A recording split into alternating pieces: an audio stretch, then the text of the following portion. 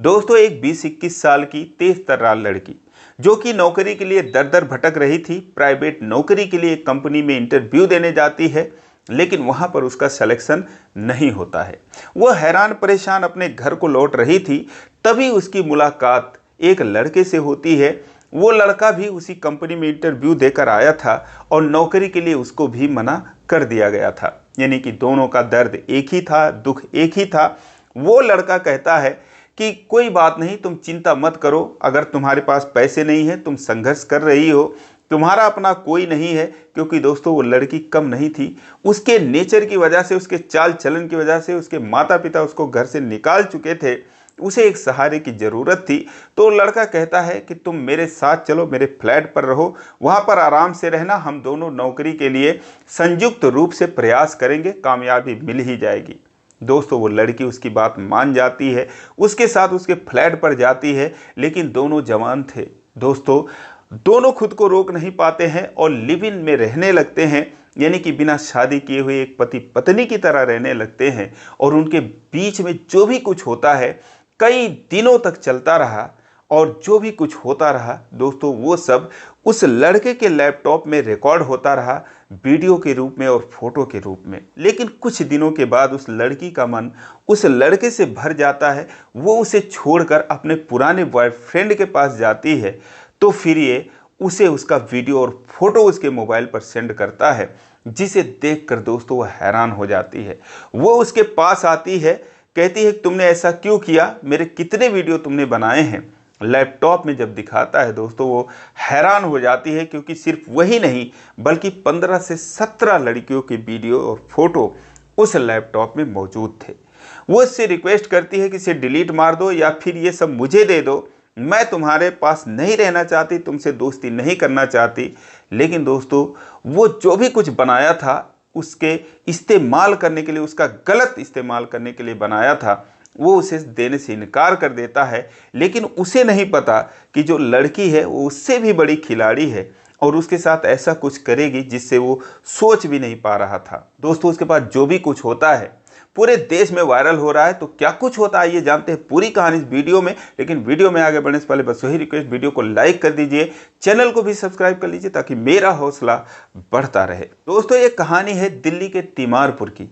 एक लड़का जिसका नाम रामकेश मीणा होता है, उसकी उम्र 32 साल की होती है। पिछले कुछ सालों से यूपीएससी की तैयारी कर रहा था और तैयारी करते हुए इधर उधर वो प्राइवेट नौकरी के लिए तलाश कर रहा था। हालांकि इससे पहले भी वो संविदा पर नौकरी कर रहा था, सरकारी नौकरी कर रहा था और उसकी सैलरी भी आती थी। और उसके अलावा भी वो प्राइवेट जॉब ढूंढ रहा था, क्योंकि उसके ज़रूरतें बहुत ही ज़्यादा थी। तो जब वो इंटरव्यू देने के लिए इधर उधर भटक रहा था, उसी दौरान उसकी मुलाकात उस लड़की से होती है। उस लड़की का नाम अमृता चौहान होता है, मुरादाबाद की रहने वाली थी।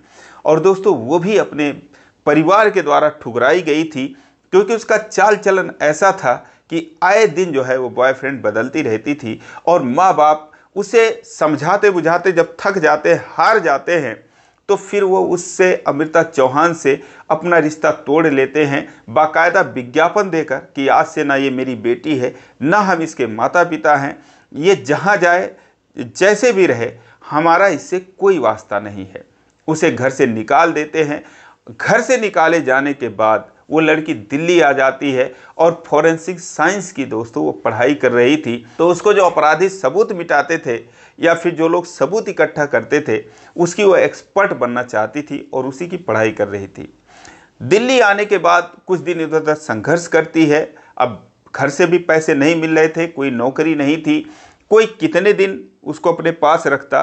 तो वो भी जब नौकरी ढूंढ रही थी, तो उसी दौरान रामकेश मीणा से उसकी मुलाकात होती है और वो उसको अपने फ्लैट पर लेकर चला जाता है। कहता कोई बात नहीं, चलो मैं तुम्हारा साथ दूंगा अगर दुनिया में कोई नहीं दे रहा है तो।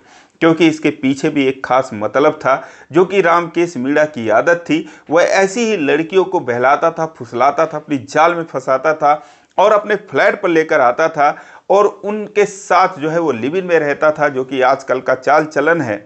और लिव इन में रहने के दौरान जो भी कुछ उन दोनों के बीच में होता था, सारा कुछ वो वीडियो और फोटो अपने लैपटॉप में रिकॉर्ड कर लेता था। और उन लोगों को पता भी नहीं चलता था। उसके बाद उनका गलत तरीके से इस्तेमाल करता था, सोशल मीडिया पर डालने की धमकी देता था, उनसे पैसे वसूलता था या फिर उन्हें जब मर्जी अपने पास बुला लेता था। तो ये जो है रामकेश मीणा की कहानी थी।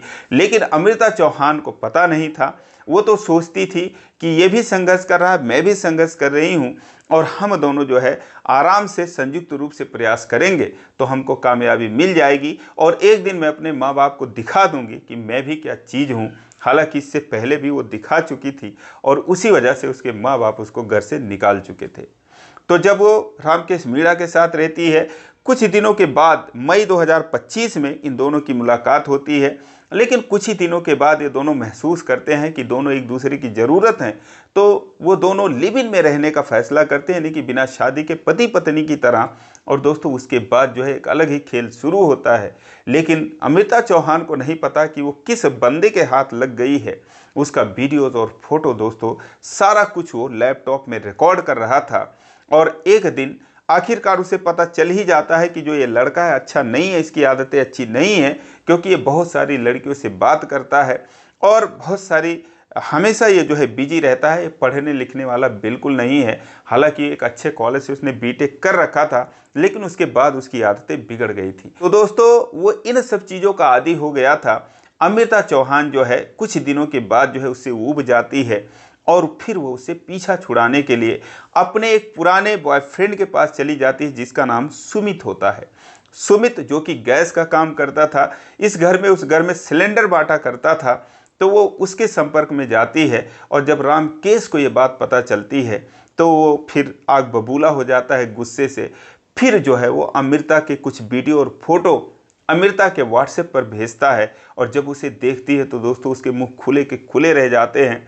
वो वापस आती है रामकेश के पास और उससे पूछती है कि तुमने ऐसा क्यों किया और जो भी कुछ है वो मुझे दे दो या फिर उसे डिलीट मार दो। हालांकि जो भी कुछ रिकॉर्ड हुआ था वो सिर्फ रामकेश ने किया था या फिर अमृता चौहान की भी उसमें मिली भगत थी, दोनों अपनी मर्जी से किए थे, ये तो आने वाले कुछ दिनों में पता चलेगा। लेकिन अभी फिलहाल ये कहा जा रहा है कि रामकेश ने अपनी मर्जी से सारा कुछ चुपके से रिकॉर्ड किया था। तो अमृता चौहान उसे डिलीट करने की गुजारिश करती है, उसे मांगती है, लेकिन वो कहता है कि तुम जो है सुमित को छोड़ दो। वो छोड़ने को तैयार नहीं थी। वो कहती है कि नहीं, वो तुमसे अच्छा है, मैं नहीं छोड़ सकती। अब कुछ दिनों वो अपने अकेले स्तर से उससे बातचीत करती रही, लेकिन जब रामकेश नहीं मानता है और तब वो जाकर सुमित से यह बात बताती है कि एक प्रॉब्लम है और एक लड़के के साथ ऐसे में कुछ दिन के लिए रही थी, उसने मेरी मदद की थी, लेकिन उसने मेरा गलत फ़ायदा उठाया और जो भी फ़ायदा उठाया उसको उसने वीडियो भी बना लिया है और वो जो है उसे डिलीट नहीं करा, मुझे दे नहीं रहा है। तो अब उसका क्या करूं मैं। जब सुमित ये बात सुनता है तो दोस्तों अब वो भी जो है इस बारे में प्रयास करता है, रामकेश के पास जाता है, उससे बात करता है कि भाई तुमने ऐसा क्यों किया, जो भी रिकॉर्ड किया उसे डिलीट कर दे या फिर उसे हमें वापस कर दे। लेकिन वो मानता नहीं है। वो उन दोनों को साफ मना कर देता है और कहता है ये मेरे काम की चीज़ है, ये मैं कैसे डिलीट कर सकता हूँ, कैसे तुम लोगों को दे सकता हूँ। दोस्तों उसके बाद अब ये दोनों एक और लड़के से मिलते हैं जिसका नाम संदीप होता है। वो भी पढ़ाई लिखाई कर रहा था, किसी चीज़ की तैयारी कर रहा था। उससे जब डिस्कस करते हैं तो फिर जब ये तीन लोग मिलते हैं तो दोस्तों ये तीनों एक खतरनाक प्लान बनाते हैं, क्योंकि प्रयास करके हार चुके थे। जो रामकेश मीणा था वो इनकी बात नहीं मान रहा था। ये लोग सोचते हैं कि जीते जी उससे जो हार्ड डिस्क है जिसमें कि सारे वीडियोज और फोटो है वो जो है हासिल नहीं किया जा सकता। इसके लिए वो एक खतरनाक प्लान बनाते हैं, उसको मारने का ही प्लान बनाते हैं। और उसके अनुसार अब दोस्तों जो भी लोग थे अपने अपने फील्ड में एक्सपर्ट थे। जो अमृता थी वो फोरेंसिक साइंस की पढ़ाई कर रही थी और पढ़ाई के दौरान उसे बेसिक जानकारी थी। उसे पता था कि अगर क्राइम करो और क्राइम की जगह पर आग लग जाए तो फिर सबूत सारे नष्ट हो जाते हैं, पकड़े जाने की संभावना खत्म हो जाती है। इसके अलावा जिसके साथ क्राइम करो उसे अगर पानी में फेंक दो या वहाँ पर पानी डाल दो या बारिश हो जाए तो भी इसकी संभावना कम रहती है कि वहाँ पर कोई सबूत बचे। तो फिर वो ये सारे चीज़ समझाती है उन लोगों को।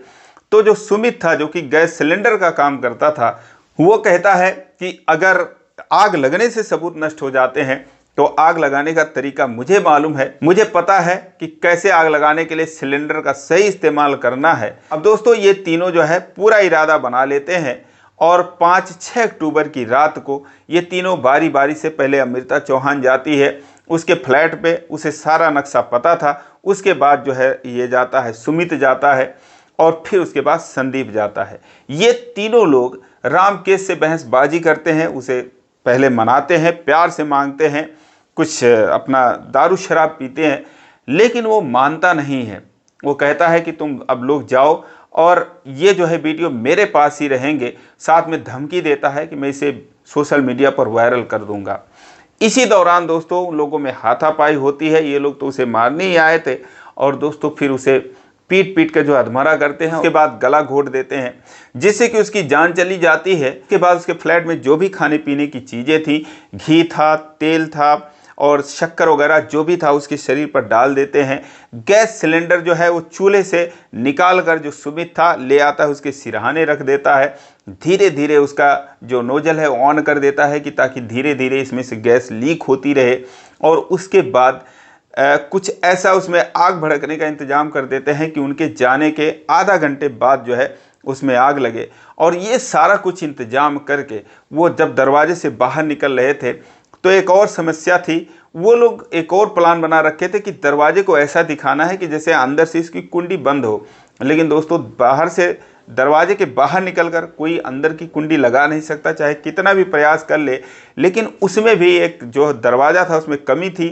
लोहे का वो दरवाज़ा था और ऊपर की तरफ जालियाँ बनी थी, लेकिन किसी का हाथ उसमें जा नहीं सकता था। फिलहाल एक सरिया वो काटते हैं, सरिये को थोड़ा सा टेढ़ा करते हैं और उसमें जो है जो अमृता चौहान थी जिसके हाथ नाजुक थे, पतले थे, वो जो है जब हाथ डालती है तो कुंडी तक उसका हाथ पहुंच जाता है।